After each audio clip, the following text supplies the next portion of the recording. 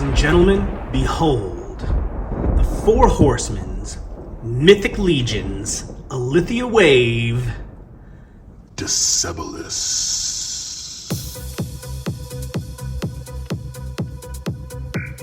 Okay, bang. Welcome back to Hedgehog Action. I am Jonathan the Hedgehog, aka JFD, aka the man in the $1 million suit. And I am so pumped today. And that's because I'm returning to my favorite Mythic Legions wave of all time, Alithia. And in particular, we're taking a look at this beast right here, Decebalus, the vampire ogre, baby. He's also the product of Alithia's experimentation. Straight, my brothers and sisters, from sourcehorsemen.com, the nature of Alithia's vampiric brood is well exemplified in their experimentation with the breeding and manipulating of bloodlines. The results of such experiments bring to mythos such abominations as the winged Vargs. So apparently, Varg is a Varg, but is his name also Varg? That's for later. And the massive vampire brutes called the Vogear. A foul combination of ogre and vampire blood, the Vogear are bred for blunt force and help guard the vampire leadership. So, not only is Decebalus this beast of a figure right here, the product of experimentation by Alithia, according to sourcehorsemen.com, he is the very first Vogear, the very first vampire ogre of all time. He is Decebalus, first of his name, first of the Vogear. So now that we've learned a little bit about the lore about the character, what about the figure? Well, let's check him out. All right, welcome back, everybody. And we are back to Alithia's brood. We are here to review the Four Horsemen's Mythic Legions, Decebalus, the vampire ogre. First off, let's take a quick look at the box. There's the Mythic Legions logo at the bottom.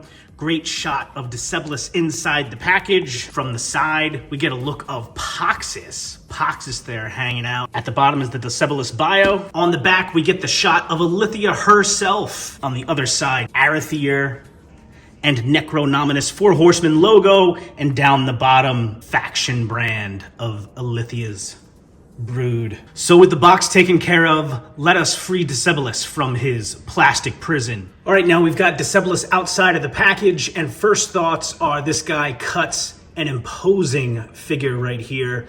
We see Decebalus in his vampiric glory. I mean, this guy is just a beast. He's got a close-up of the head there, more of a stark white on the head, whereas the white on the body there is a little bit more blended, looks like with the blacks or the grays or the purples there.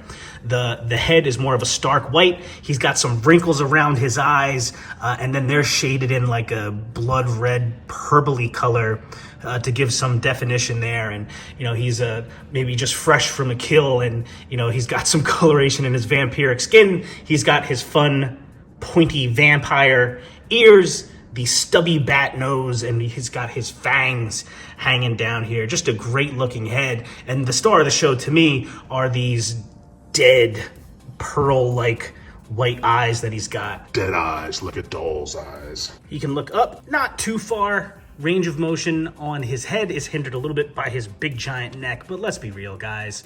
He is an ogre scale vampire. He's not looking up at too many. He's generally looking down at him, and he can look down pretty well about that far. Plenty of tilt for some expressive vampiric goodness, both to the right and a little to the left. The Four Horsemen continue to take their figures to the next level, and I just love the mixed materials that we're seeing, especially starting with this Alithia wave. We've talked about it with some of the other figures. He's got some fur down by the loincloth there, which, you know, Four Horsemen have used fur before, but the fur seems to be maybe of a little bit better quality here. But really, the main thing to me is like the leather or faux leather materials they're using for these pieces here with these metal buttons here. His little half cape here is a pleathery material, and it is wired. There's some pretty substantial wires going down the seams here. Even the seams are so well done here. The stitching is just immaculate, and like I said, it's wired down each of the 3 seams, so you can get some pretty good movement out of his little cape there. Even his little dangly parts down here are wired, so you can get all kinds of movement out of his cloth and faux cloth goods here. They're not separate pieces, so this is all one piece. He's got the belt here with the purple designs with a little snake design around the side there. The gauntlets here, separate pieces. You can even get like flecks of like a sparkly nature underneath the deep charcoaly wash there, which is very cool. It really gives the feeling that we're dealing with like old weathered metal underneath. There's even some scarring on the side of the gauntlets. I don't think they snap open, but you can easily take them off if you want to, if you want a no gauntlet look, or if you want to pull these off, and if you wanted to, you know, customize the gauntlets at all, you could just by removing the hands. Speaking of hands, out of the box, he's got these semi-open, semi-gesturing style hands. And he also comes with a separate set of 2 gripping hands, which are painted vampiric white with the black fingernails, appropriate for a vampire. He's got giant clod-hopping boots with some purple horn adornments there on the side of his boots. As far as movement goes, his arms go all the way out. Single-jointed elbow, back down to a resting pose. Single-jointed knees, go up to about there. And to address the Ramathor in the room, he does have, I believe these are the newer Ogre hips. You can see underneath there the big giant ball on top of his thigh there. And the hips, I can report, do work comfortably well. So all in all, Decebalus moves really well. I will note that with the furry piece there, do be careful while you're messing around with him. Some of the fur does have a tendency to rub off a bit. And in a similar vein, watch at the joints. You may get some paint rub as you're moving the joints in and out. For example, right at the elbow there. Not massive. Overall, this guy just cuts an incredibly impressive visage. In addition to the extra set of hands, Decebalus also comes with a veritable arsenal. First, we have this 4-sided axe weapon painted in a very cool metallic silverish paint there. Decebalus also comes with a beautifully painted silver axe, almost like a dark silvery, getting close to a pewter, but I think a little bit too shiny to call it pewter. And then he comes with this staff / extender thing where you can really go nuts with some of these guys. First, for example, the axe, you can pull the bottom off, and now you have giant staff axe. Using the same principle, you can turn the 4-sided axe battling weapon into a giant staff weapon. You can also just take the axe blade off and combine that into one badass weapon here. Okay, so there we have it. That's my review of the Four Horsemen's Mythic Legions Alithia Wave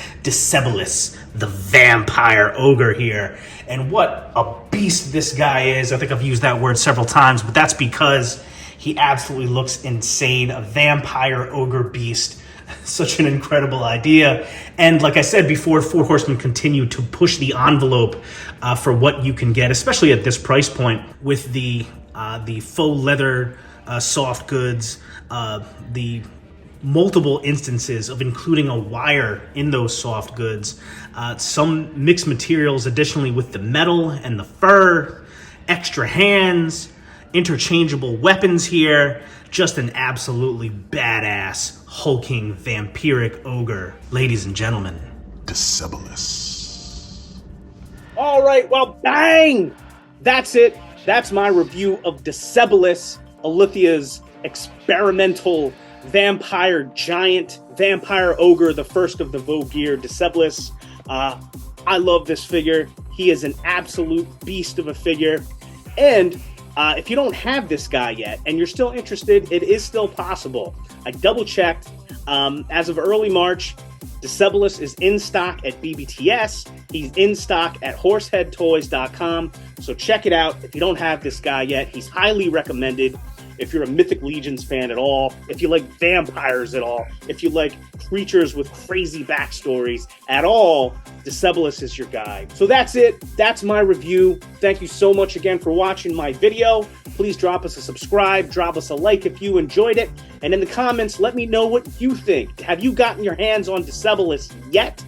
What are your thoughts? And if he's only the first vampire ogre, where are the rest? Sounds like some customizing possibilities, maybe some future vampire ogres coming in the line. But again, thanks for watching. Thanks for checking out my video. And of course, I can't go without saying, remember the number one rule, be cool. Later. And not only is he a vampire ogre, apparently he's the product of Alithia's.